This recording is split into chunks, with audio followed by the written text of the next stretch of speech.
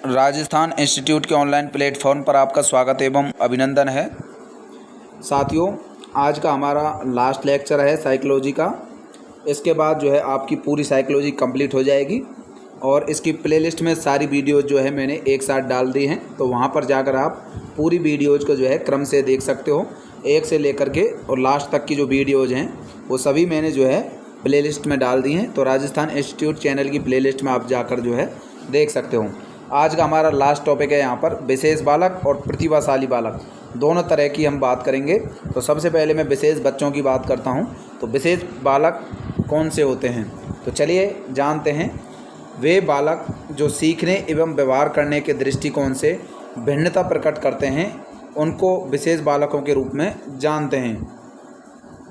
इन बालकों को राष्ट्र की धरोहर माना जाता है। मतलब सीखने के आधार पर, मतलब कौन सा बच्चा जल्दी सीखता है, कौन देरी से सीखता है, या फिर अच्छा व्यवहार किसका है और बेकार व्यवहार किसका है। तो सीखने और व्यवहार करने के दृष्टिकोण के आधार पर हम जो है बच्चों की हम बात कर रहे हैं। तो सीखने और व्यवहार करने के दृष्टिकोण से जो अलग अपनी भिन्नताएं प्रकट करते हैं, उनको हम विशेष बालकों के रूप में जानते हैं और ये हमारी राष्ट्र की धरोहर माने जाते हैं। जैसे कि विशेष बालकों में प्रतिभाशाली बालक हो सकते हैं, यहाँ पर पिछड़े बालक हो सकते हैं, मंदबुद्धि बालक हो सकते हैं, बाल अपराधी बालक हो सकते हैं, सृजनशील बालक हो सकते हैं और समस्यात्मक बालक हो सकते हैं। तो ये विशेष प्रकार के बालक होते हैं। प्रतिभाशाली का मतलब जिनमें विशेष प्रतिभा पाई जाती है, जो कि अच्छे टैलेंटेड हो सकते हैं।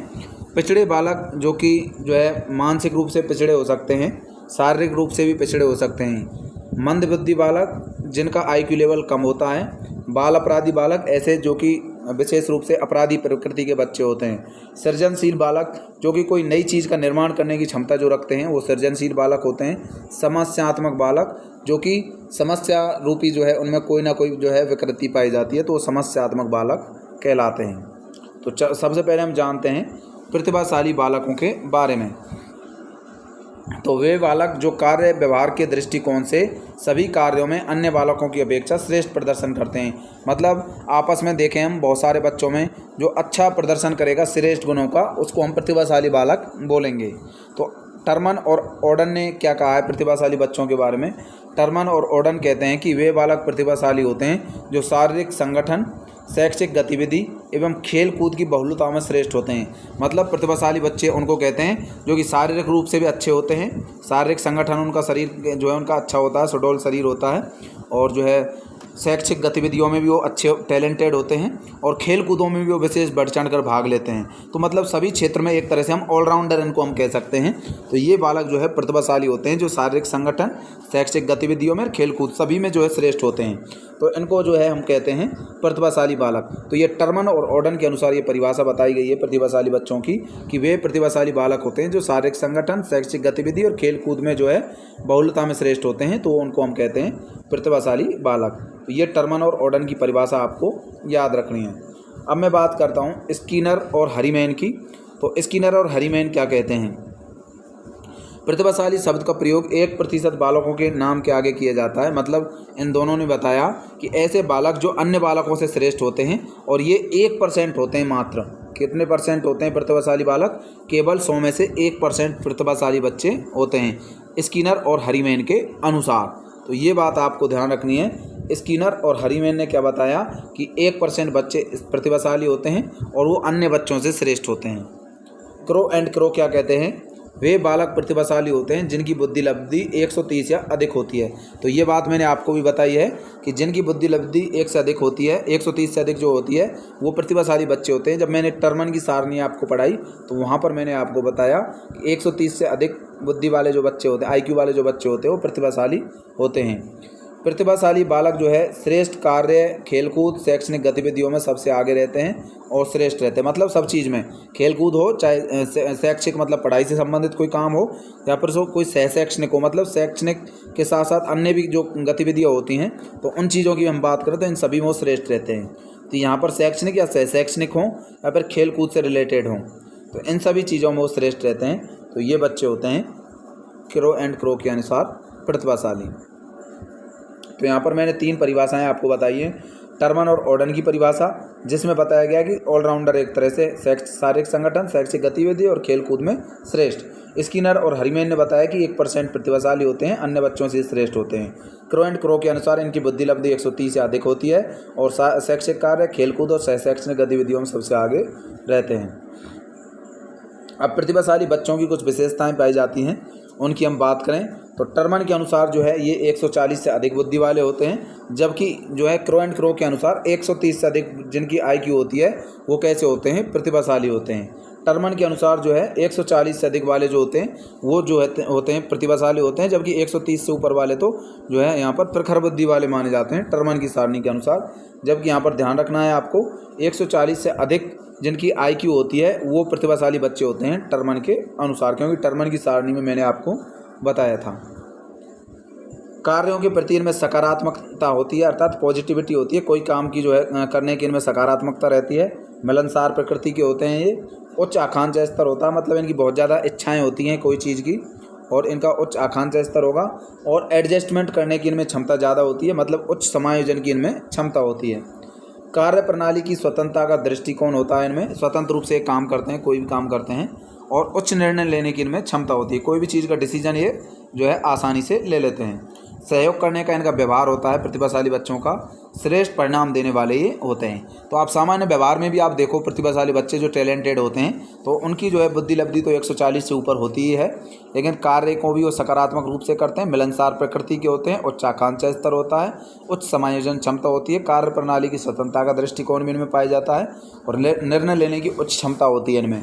सहयोगी इनका व्यवहार होता है और श्रेष्ठ परिणाम देने वाले बच्चे होते हैं, क्योंकि अच्छा रिजल्ट देंगे, टैलेंटेड रहेंगे, प्रतिभाशाली हैं। तो अब कुछ ध्यान रखने योग्य बातें क्या हैं, यहाँ पर ध्यान रखना है कि कक्षा की उन्नति सामान्य प्रकार से ही होनी चाहिए। ठीक है, तो कक्षा की उन्नति सामान्य प्रकार से ही होनी चाहिए, ऐसा नहीं कि आप टैलेंटेड बच्चों पर ज़्यादा ध्यान दो और मंदबुद्धि वालों के ऊपर कम दो। तो कक्षा की जो उन्नति है वो समान प्रकार से ही होनी चाहिए, मतलब अलग व्यवहार नहीं करना है। दूसरा, सामान्य बालकों के साथ शिक्षण जो है इनका करवाना चाहिए, सामान्य बच्चों के साथ ये रहने चाहिए, ऐसे नहीं कि इनको ज़्यादा आप जो है अलग से बैठाने लग जाओ। सामान्य से कुछ बड़ा या विस्तृत पाठ्यक्रम इनका होना चाहिए, मतलब सामान्य से थोड़ा ज़्यादा पाठ्यक्रम होना चाहिए, क्योंकि सामान्य पाठ्यक्रम से जो इनकी ज़्यादा बुद्धि लब्धि होती है, तो सामान्य से थोड़ा अच्छा पाठ्यक्रम इनके लिए होना चाहिए। सहज शैक्षणिक गतिविधियों की संलग्नता भी जो है इनमें इनको जो है करवानी चाहिए। तो यहाँ पर ये कुछ बातें हैं जो आपको ध्यान रखनी है प्रतिभाशाली बच्चों के बारे में। कक्षा उन्नति सामान्य प्रकार से होनी चाहिए, सामान्य बालकों के साथ शिक्षण होना चाहिए, सामान्य से कुछ बड़ा या विस्तृत इनका पाठ्यक्रम होना चाहिए और सहशैक्षणिक गतिविधियों की संलग्नता इनमें होनी चाहिए। तो ये कुछ विशेष बातें हैं जो प्रतिभाशाली बच्चों से संबंधित हैं। अब हम बात करेंगे पिछड़े बालकों की। तो वे बालक पिछड़े होंगे जिनको मैं आपको बता देता हूँ, जो बालक जो है किसी भी श्रेणी का चाहे बालक हो, जिनका कार्य व्यवहार जो है अपनी श्रेणी के बालकों की अपेक्षा कमज़ोर व्यवहार जो है प्रदर्शित करते हैं, तो वो पिछड़े बालक होते हैं। मतलब अपनी ही श्रेणी के बच्चों में जो कमज़ोर व्यवहार प्रदर्शित करेंगे उनको हम पिछड़े बालक कहते हैं। तो किसी भी श्रेणी का बालक जब कार्य व्यवहार की दृष्टि से अन्य अपनी श्रेणी के बालकों की अपेक्षा कमज़ोर व्यवहार दर्शाता है तो उनको हम पिछड़े बालक कहते हैं। जैसे कि प्रतिभाशाली बालक भी जो है पिछड़ा हो सकता है यदि वह अपनी बुद्धि लब्धि की श्रेणी के अनुसार कार्य नहीं करता है, तथा पिछड़े बालकों का अर्थ मंदबुद्धि बालक नहीं है, यहाँ पर ध्यान रखना है। तो पिछड़े बालकों का अर्थ आप मंदबुद्धि बालक नहीं समझें। पिछड़े बालक का मतलब है, मतलब कोई प्रतिभाशाली बच्चा है मान लो, लेकिन वो अपनी क्षमता के अनुसार कोई चीज़ को प्राप्त नहीं कर पाया, तो उसको हम कह देंगे कि ये पिछड़ा बालक है। ठीक है, मान लो कोई टैलेंटेड है, वो बड़ी नौकरी नहीं ले पाया, छोटी नौकरी उसको मिल गई, तो हम कहेंगे कि ये पिछड़ा बालक है एक तरह से, क्योंकि उसके टैलेंट के अनुसार उसको नहीं मिली नौकरी। तो यहाँ पर ये ध्यान रखना है आपको, प्रतिभाशाली बालक भी पिछड़ा हो सकता है यदि वह अपनी बुद्धि लब्धि की श्रेणी के अनुसार, बुद्धि लब्धि मतलब अपने IQ लेवल के अकॉर्डिंग उसको क्या नहीं मिली, कोई कार्य नहीं मिला। ठीक है, तो अपनी बुद्धि लब्धि IQ के अनुसार कार्य नहीं कर पाता है तो उनको हम पिछड़े बालक ही मान लेते हैं। तो पिछड़े बालक का मतलब ये नहीं है कि वो मंदबुद्धि बालक है। ठीक है, ये बात आपको विशेषकर ध्यान रखनी है यहाँ पर। अब पिछड़े बालकों के बारे में सिरिल बर्ट क्या कहते हैं, तो सिरिल बर्ट की हम परिभाषा देखते हैं।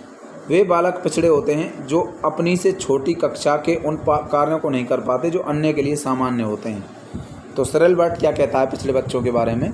सिरिल बर्ट कहता है कि जो अपनी से छोटी कक्षा के उन कार्यों को भी नहीं कर पाते जो अन्य के लिए सामान्य होते हैं, मतलब अपने छोटी जो कक्षा के बालक होते हैं उन कार्यों को भी ये नहीं कर पाते हैं जो उनको और सामान्य बालक कर देते हैं, तो ये पिछड़े बालक होते हैं। लेकिन सामान्यतः सिरिल बर्ट की परिभाषा मेरे हिसाब से सही नहीं है, क्यों सही नहीं है? इन्होंने बताया कि जो वे बालक पिछड़े होंगे जो अपनी से भी छोटी कक्षा के बच्चों के कार्यों को नहीं कर पाते हैं, जो अन्य के लिए सामान्य होते हैं। ठीक है। रोनल क्या कहते हैं? रोनल के अनुसार वे बालक पिछड़े होते हैं जो शैक्षिक व अन्य गतिविधियों में अपनी आयु स्तर के बालकों से उल्लेखनीय कमजोरी प्रदर्शित करते हैं। मतलब शैक्षिक गतिविधि हो चाहे और भी कोई अन्य गतिविधियाँ हों, उनमें अपनी आयु के बराबर के बालकों के बराबर ही वो जो है योग्यता नहीं रखते हों, उनसे भी जो है वो कम क्या रखते हों, यहाँ पर योग्यता रखते हो। मतलब उनकी जो आयु स्तर के बालकों से भी उनकी कमजोरी हो, मतलब अपने बराबर के जो बच्चे हैं उनके बराबर भी जो है वो कोई कार्य नहीं कर पा रहे हैं, तो उनको क्या बताया रोनल ने? पिछड़े बालक बताया। मतलब वे बालक पिछड़े होते हैं जो शैक्षिक व अन्य गतिविधियों में अपनी आयु स्तर के बालकों से उल्लेखनीय कमजोरी दर्शाते हैं। ठीक है। तो रोनल के अनुसार वो बालक पिछड़े बालक होते हैं। तो सिरिलबर्ट और रोनल की परिभाषा आपको याद रखनी है। अब पिछड़े बालकों की कुछ विशेषताएं होती हैं, जैसे कि उनकी बुद्धि लब्धि 80 से 89 होती है, जबकि मैंने बताया आपको प्रतिभाशाली बच्चों की क्या बताया 130 या उससे अधिक होती है प्रतिभाशाली बालकों की बुद्धि लब्धि। ठीक है। क्रो एंड क्रो के अनुसार तो यहाँ पर बुद्धि लब्धि जो है 80 से 89 होगी। अपनी कक्षा के बालकों से दूर रहने लगेंगे क्योंकि इनका व्यवहार अपनी कक्षा के बालकों से अलग होने लग जाता है। विद्यालय से ये पलायन करने लग जाते हैं, विद्यालय को छोड़कर जो है दूसरी जगह पढ़ने लग जाते हैं। एक विद्यालय बदलते रहते हैं, एक विद्यालय से दूसरे में, दूसरे तीसरे में। तो ये पलायनवादी प्रकृति के होते हैं। कार्यों के प्रति रुचि का इनमें अभाव होता है, कोई कार्य को रुचि से नहीं करते हैं। सीखने की दशा में कमजोरी ये प्रदर्शित करते हैं, मतलब कोई चीज़ को ये आराम से नहीं सीख पाते हैं, विशेष ध्यान देना पड़ता है तब जाकर कोई चीज़ को ये सीख पाते हैं। तो ये पिछड़े बालक कहलाते हैं। तो यहाँ पर इनकी बुद्धि लब्धि 80 से 89, अपनी कक्षा के अन्य बालकों से दूर रहने लगते हैं, विद्यालय से पलायनवादी होते हैं, कार्यों के प्रति रुचि का अभाव होता है, सीखने की दिशा में कमजोरी ये प्रदर्शित करते हैं। तो ये बालक पिछड़े बालक होते हैं। पिछड़ेपन के प्रकार सामान्य रूप से पिछड़ा हो सकता है या फिर कोई विशेष पिछड़ा बालक हो सकता है। ठीक है। सामान्य पिछड़ा वह बालक जो सभी विषयों में समान रूप से कमजोरी, जैसे मान लो आपकी 10वीं क्लास में 6 विषय हैं और 6 विषयों में वो कमज़ोर है, तो उसको बोलेंगे हम सामान्य पिछड़ा है। लेकिन विशेष पिछड़ा कौन सा होता है? जब कोई बालक किसी एक विषय में विशेष रूप से कमज़ोर है। जैसे मान लो कोई बच्चा 6 विषय में से गणित में ज़्यादा कमज़ोर है, तो वो विशेष पिछड़ा माना जाएगा। ठीक है। तो सामान्य पिछड़ा तो वो हो गया जो सभी विषयों में ही कमज़ोर है, तो वो सामान्य रूप से पिछड़ा ही होगा। लेकिन विशेष पिछड़ा उसको कहेंगे जो केवल एक ही विषय में पिछड़ा है। ठीक है। विशेष पिछड़ा उसको कहा जाता है। तो यहाँ पर ये बात ध्यान रखनी है। अब पिछड़े बालकों के लिए कुछ जो है किए जाने योग्य जो कार्य हैं उनकी हम बात करें तो यहाँ पर उपचारात्मक उनको शिक्षण देना चाहिए। ठीक है। तो उपचारात्मक शिक्षण देंगे तो पिछड़े बालक सही हो सकते हैं, सुधर सकते हैं। सामान्य बालकों की अपेक्षा कुछ छोटा पाठ्यक्रम उनका होना चाहिए। जो सामान्य बच्चों का जो पाठ्यक्रम होता है उससे छोटा पाठ्यक्रम इनका होना चाहिए। हस्तशिल्प की शिक्षा इनको देनी चाहिए। हैंडीक्राफ्ट से रिलेटेड, मतलब जिन चीज़ों को हाथ से बनाया जाता है, जैसे मिट्टी के बर्तन हुए और भी खिलौने हुए, तो हाथ से बनाने वाली चीज़ें इनको शिक्षा देनी चाहिए उनको बनाने की, क्योंकि ये मान लो अपना जीवन यापन ही गुजार सकें। जिससे कि मान लो नौकरी नहीं लग पाए, क्योंकि पिछड़े बालक है तो हो सकता है नौकरी नहीं लग पाए, जिससे हैंडीक्राफ्ट मतलब हाथ से बनी हुई चीज़ों को ये बना करके अपना जो है रोज़गार चला सकें। तो इनको हस्तशिल्प की शिक्षा देनी चाहिए। विशेष व्यवहार कुशल शिक्षकों की नियुक्ति, मतलब इनके लिए जो है अलग से टीचर जो है अपॉइंट किए जाने चाहिए। जैसे कि आपने सुना होगा कि विशेष BSTC जो होती है उसके लिए जो है अलग से बच्चे जो विशेष BSTC से जो है जो अलग टीचर बनते हैं, जैसे अलग प्रकार के जो बच्चे होते हैं गूंगे बहरे वगैरह, तो उनके लिए विशेष टीचर की एक वैकेंसी निकलती है। उस वैकेंसी के जरिए टीचरों को नियुक्त करके उनको पढ़ाने के लिए लगाया जाता है। तो यहाँ पर विशेष व्यवहार कुशल शिक्षकों के इनके लिए अलग से नियुक्ति की जानी चाहिए। तो यहाँ पर ये ध्यान रखना है, विशेष बालकों के लिए जो है यहाँ पर पिछड़े बालकों के लिए उपचारात्मक शिक्षण, सामान्य बालकों की अपेक्षा को छोटा पाठ्यक्रम, हस्तशिल्प की शिक्षा देना और विशेष व्यवहार कुशल शिक्षकों की नियुक्ति करना। और जबकि प्रतिभाशाली बालक जो होते हैं उनमें अभिसारी चिंतन पाया जाता है। ये बात आपसे पूछी जा सकती है, अपसारी या अभिसारी, तो यहाँ पर ध्यान रखना है प्रतिभाशाली बच्चों में अभिसारी चिंतन पाया जाता है, ना कि अपसारी चिंतन, अभिसारी। अब हम बात करते हैं साथियों मंदबुद्धि बालकों के बारे में। यहाँ पर मैं आपको इसलिए बता रहा हूँ, यहाँ से क्वेश्चन आने के चांस तो कम लग रहे हैं, लेकिन आपको ये पता होना चाहिए क्योंकि कोई पता नहीं है, एक क्वेश्चन यहाँ से भी डाल दें। तो मंदबुद्धि बालकों की हम बात करें तो समाज में कुछ बालक वे होते हैं समाज में कुछ बालक वे होते हैं जो एक बार जो है बता देने के बाद भी उस कार्य को उसी रूप में करने में असमर्थ होते हैं। मतलब कोई काम उनको बता दिया लेकिन फिर भी वो कोई काम को नहीं कर पाते हैं, तो ऐसे बालकों को हमको क्या बोलेंगे, मंदबुद्धि बालक यहाँ पर बोलेंगे। मंदबुद्धि बालकों को हम मंगोलिज्म के नाम से भी जानते हैं, मंगोलिज्म। ठीक है, तो मंदबुद्धि बालकों को हम क्या कहते हैं, मंगोलिज्म यहाँ पर कह देते हैं, क्योंकि ये बालक सबसे पहले मंगोलिया देश में देखे गए थे और सर्वप्रथम 1913 में ब्रिटेन में ये विचार दिया गया था मंदबुद्धि बालकों के बारे में। तो ब्रिटेन ने सबसे पहले मंदबुद्धि बालकों के बारे में विचार दिया था 1913 में। तो ये बात ध्यान रखनी है, 1913 में ब्रिटेन के द्वारा जो है मंदबुद्धि बालकों के बारे में विचार दिया गया। ऐसे बालकों के विकास हेतु ब्रिटेन ने ही एक जो है एक्ट बनाया जिसे हम मेंटल डेफिशिएंसी एक्ट, मतलब मेंटल डेफिशिएंसी एक्ट का मतलब यहाँ पर है मानसिक रूप से जिनमें कोई कमी पाई जाती है उन बच्चों के लिए जो है ब्रिटेन ने एक एक्ट बनाया था जिसे बोलते हैं मेंटल डेफिशिएंसी एक्ट। ठीक है, तो ऐसे बालकों का विकास किया जा सके इस वजह से ये एक्ट बनाया गया। ठीक है, तो ऐसे बालकों के विकास के लिए, मंदबुद्धि बालकों के विकास के लिए ब्रिटेन ने यहाँ पर एक एक्ट बनाया जिसे मेंटल डेफिशिएंसी एक्ट के नाम से जाना जाता है। अब ब्रिटेन क्या है दोस्तों, ब्रिटेन जो है कई देशों का एक समूह है, जैसे इंग्लैंड हो गया और भी उसमें कई देश आते हैं ब्रिटेन के अंदर, तो ये ब्रिटेन कई देशों का समूह है, ना कि अकेले इंग्लैंड को ब्रिटेन नहीं बोलते, कई देश होते हैं ब्रिटेन के अंदर। तो यहाँ पर एक ऐसे बालकों के विकास के लिए ब्रिटेन ने एक एक्ट बनाया जिसे मेंटल डेफिशिएंसी एक्ट के नाम से जाना जाता है। क्रो एंड क्रो की मैं बात करूँ तो वे बालक मंदबुद्धि होते हैं जिनकी बुद्धि लब्धि 70 से कम होती है। तो क्रो एंड क्रो ने उनको क्या बताया, मंदबुद्धि बालक बताया। क्रो एंड क्रो के अनुसार वे बालक मंदबुद्धि होते हैं जिनकी बुद्धि लब्धि 70 से कम होती है। तो ये बात ध्यान रखनी है आपको क्रो एंड क्रो की, कि क्रो एंड क्रो ने क्या बताया कि जिनकी बुद्धि लब्धि IQ लेवल 70 से कम होता है तो वो क्या होते हैं, यहाँ पर मंदबुद्धि होते हैं। वर्तमान समय में अमेरिका की संस्था AAMD, American association on mental deficiency, AAMD का मतलब क्या है यहाँ पर मैं बता देता हूँ, American association mental deficiency, American association of mental deficiency संपूर्ण विश्व में मंदबुद्धि बालकों के विकास के लिए काम करती है। तो यहाँ पर ध्यान रखना है, ये एक संस्था है AAMD, मतलब इसका पूरा नाम है American association on mental deficiency, मतलब जो मंदबुद्धि बालक हैं उनके लिए एक संगठन या संस्था बनाई गई जो कि मंदबुद्धि बालकों के विकास के लिए काम करती है। तो यहाँ पर ये क्या काम करती है संस्था, मंदबुद्धि बालकों की पहचान करती है और मंदबुद्धि के लिए कार्य करेगी, मतलब जो मंदबुद्धि बालक हैं उनके लिए कार्य करेगी और राष्ट्र के विकास में विशेष रूप से सहायता करेगी। तो राष्ट्र के विकास में सहायता करेगी, क्योंकि मंदबुद्धि बालकों का विकास होगा तो पूरे राष्ट्र का भी विकास होगा। ठीक है, तो यहाँ पर ध्यान रखना है, क्योंकि मंदबुद्धि बालकों की वजह से जो है राष्ट्र भी जो है उसमें मंदबुद्धि बच्चे रहेंगे तो थोड़ा पिछलापन रहेगा, लेकिन जैसे जैसे अच्छे मंदबुद्धि बालकों का विकास कर देंगे तो राष्ट्र पूर्ण रूप से क्या हो जाएगा, विकसित माना जाएगा। तो मंदबुद्धियों की पहचान करने में मंदबुद्धि के लिए कार्य करेगी ये संस्था और राष्ट्र के विकास में ये कार्य करेगी। तो ये ध्यान रखना है आपको, American association on mental deficiency संस्था एक अमेरिका की संस्था है। तो ये संस्था कहाँ की है, American association of mental deficiency, ये AAMD जो है अमेरिका की एक संस्था है। अब मंदबुद्धि बालकों की विशेषताएं क्या क्या होती हैं कि टर्मन ने बताया कि मंदबुद्धि बालकों की बुद्धि लब्धि 80 से 89 होती है, 80 से 89, जबकि क्रो एंड क्रो ने बताया 70 से कम। यह अंतर आपको ध्यान रखना है। क्रो एंड क्रो के अनुसार मंदबुद्धि बालक की बुद्धि लब्धि 70 से कम होती है, जबकि टर्मन के अनुसार जो है 80 से 89 के बीच यहाँ पर होती है। तो टर्मन के अनुसार जो है मंदबुद्धियों की विशेष जो बुद्धि लब्धि IQ होती है वो 80 से 89 होती है।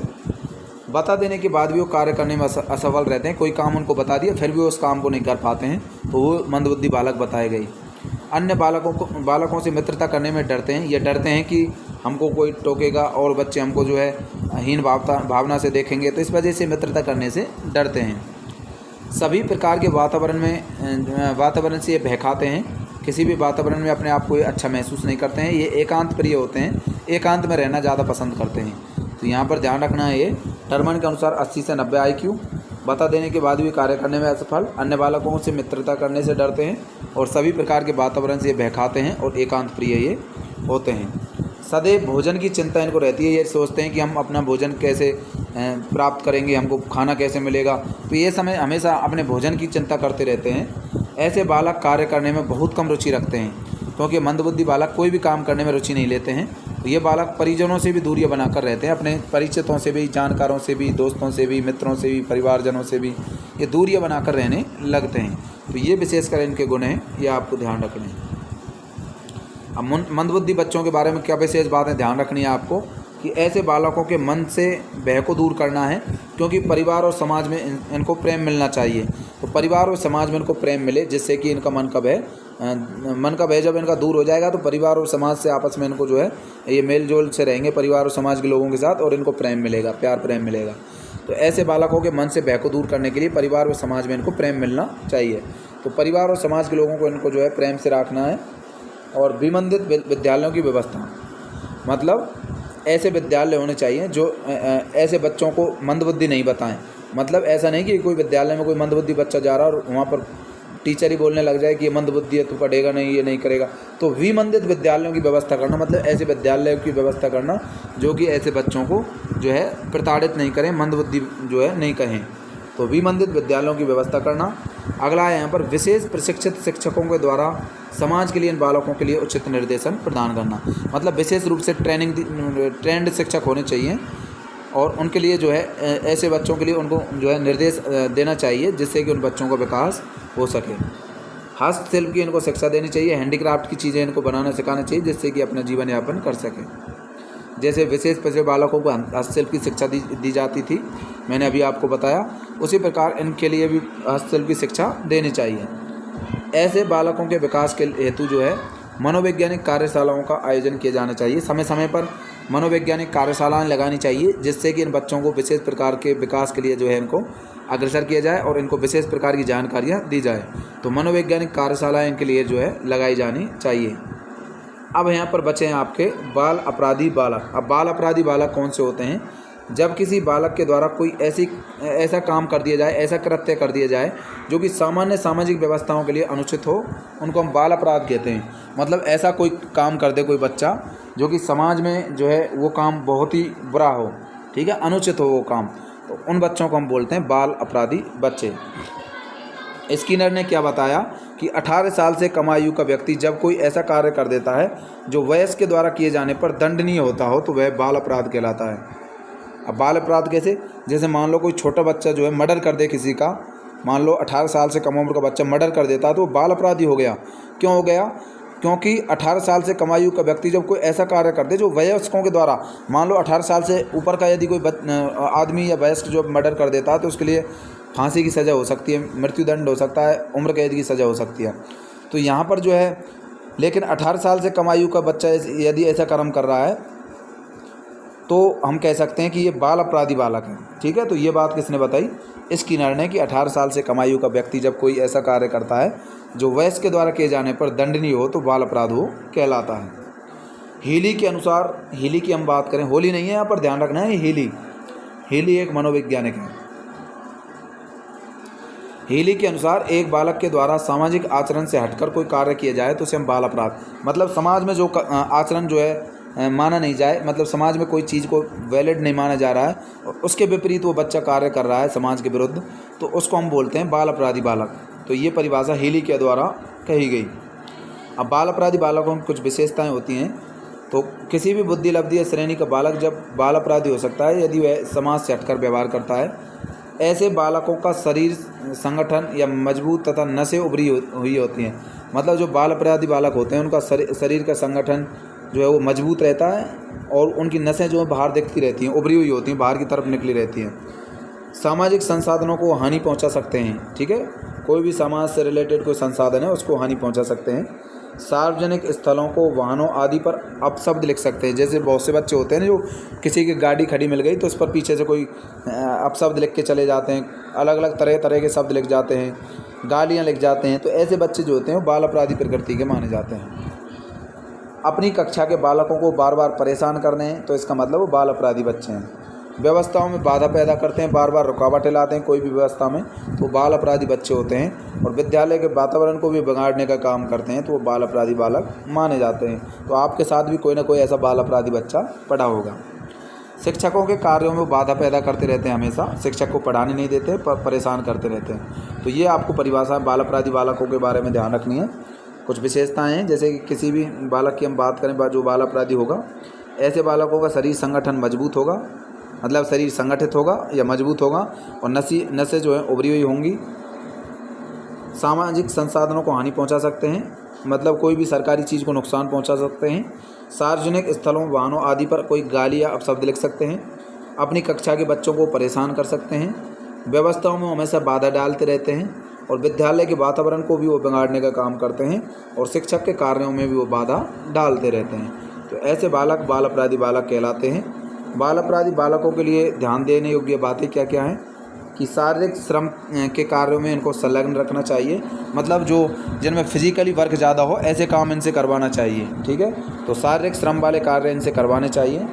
बाल सुधार गृहों में जो है इनको भेज देना चाहिए, मतलब ऐसे बच्चों के लिए जो है बाल सुधार गृह बनाने चाहिए जहाँ पर इन बच्चों को रखा जाना चाहिए और इनके व्यवहार को सुधारा जाना चाहिए। तो बाल सुधार गृहों की स्थापना करना, जैसे कि अनाथ आश्रम होते हैं तो वहाँ पर अनाथों को रखा जाता है, लेकिन बाल अपराधी बच्चों के लिए बाल सुधार गृह स्थापित होने चाहिए। गृह का मतलब यहाँ पर घर, तो बाल सुधार घर इनके लिए अलग से बनाए जाने चाहिए। विशेष व्यवहार कुशल शिक्षकों की यहाँ पर, मतलब ऐसे शिक्षक नियुक्त किए जाने चाहिए जो इनके व्यवहार को समझ करके इनमें कुछ बदलाव लाएं। स्वतंत्र विचार अभिव्यक्ति के अवसर इनको देने चाहिए, मतलब इनके विचारों को स्वतंत्र रूप से अभिव्यक्त करने के अवसर भी इनको देने चाहिए। तो शारीरिक कार्यों में इनको लगाए रखना चाहिए। बाल सुधार गृहों की स्थापना करनी चाहिए इनके लिए। विशेष व्यवहार कुशल शिक्षकों की नियुक्ति की जानी चाहिए और स्वतंत्र विचार अभिव्यक्त के जो है अवसर इनको देने चाहिए। तो साथियों, ये आपकी पूरी साइकोलॉजी आज कंप्लीट हो चुकी है और यहाँ पर जो है आपका लास्ट ये वीडियो था और प्लेलिस्ट में इस वीडियो को मैं डाल दूँगा अपलोड होने के बाद। और आज आपकी साइकोलॉजी जो है पूर्ण रूप से कंप्लीट हो चुकी है। ये साइकोलॉजी जो है सेकंड ग्रेड एग्ज़ाम के लिए भी ये समान रूप से उपयोगी है, रीट के लिए भी ये समान रूप से उपयोगी है। ध्यान रखना है आपको, सेकंड ग्रेड एग्ज़ाम हो, चाहे रीट हो, चाहे लैब असिस्टेंट हो, कोई भी एग्ज़ाम आप दे सकते हो, चाहे सीटेट हो, चाहे जो है आरटेट हो, कोई भी एग्ज़ाम हो, सभी के लिए साइकोलॉजी जो है समान रूप से उपयोगी है, क्योंकि मैंने इसको सभी एग्ज़ाम्स के लिए जो है तैयार किया है। किसी भी एग्ज़ाम को आप इसको पढ़कर दे सकते हो। यदि 20 क्वेश्चन किसी एग्ज़ाम से आते हैं तो 18 से 19 क्वेश्चन इसमें से आप आराम से कर पाओगे। आप जो है इस कंटेंट को तैयार कर लेते हो तो 18 से 19 क्वेश्चन आप आराम से एग्ज़ाम में कर पाते हो। तो यहाँ पर जो है आपके लिए बहुत ही रामबाण साबित होने वाली हैं ये वीडियोज़। मात्र 23 वीडियोज़ के आसपास, 23-24 वीडियोज़ आपको ये मिल रही हैं और इनके ज़रिए आप पूरी साइकोलॉजी को याद कर सकते हो। और पीडीएफ फॉर्मेट में नोट्स मैंने आपको बता दिया है, मात्र 100 रुपये में आपको जो है पीडीएफ फॉर्मेट में जो है नोट्स मिल रही हैं। किसी भी एग्ज़ाम के लिए समान रूप से उपयोगी है। कोई भी एग्ज़ाम आप दे सकते हो जिसमें साइकोलॉजी आती है, क्योंकि मैंने पूरी साइकोलॉजी इसमें डाल दी है। कोई भी टॉपिक आपका छोड़ा नहीं है, तो पूरी साइकोलॉजी को मैंने आपको पढ़ा दिया है। तो मेरा जो दायित्व था वो मैंने पूरा कर दिया है। 20 क्वेश्चन का मैटर आपको लैब असिस्टेंट वालों को मैंने प्रोवाइड कर दिया है। तो यहाँ पर जो है साथियों, सेकंड ग्रेड वालों का भी 20 क्वेश्चन का मैटर है, वो भी उनके लिए जो है समान रूप से उपयोगी है। रीट वालों का भी इसमें जो है समान रूप से यहाँ पर मैटर जो है उनको मिल रहा है। तो चलिए दोस्तों, आज के लिए बस इतना ही, और क्वेश्चनों की प्रैक्टिस ज़रूर लगाएं।